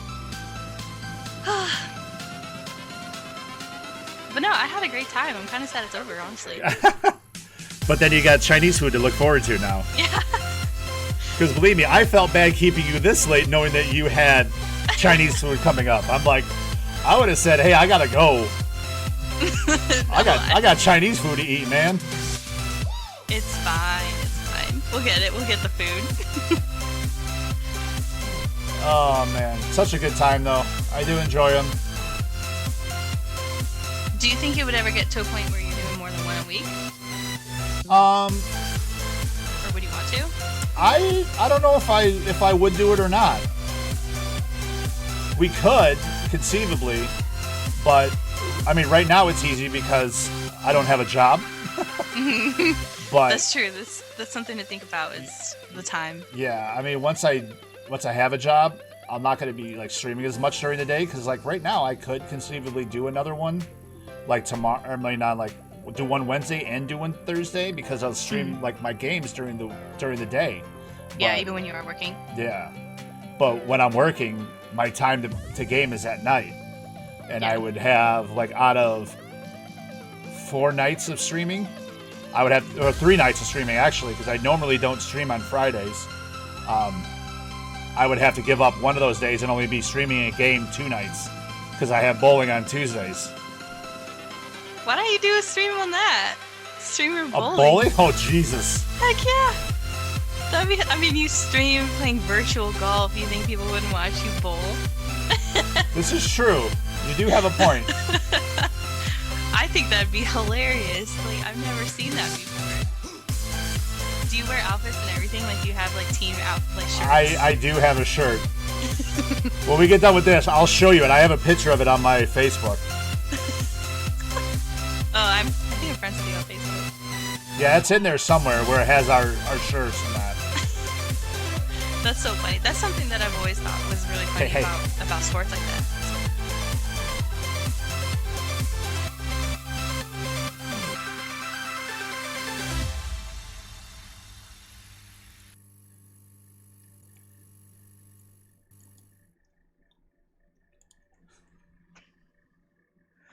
Guests on tonight's podcast received 2,500 XP points courtesy of Supforce.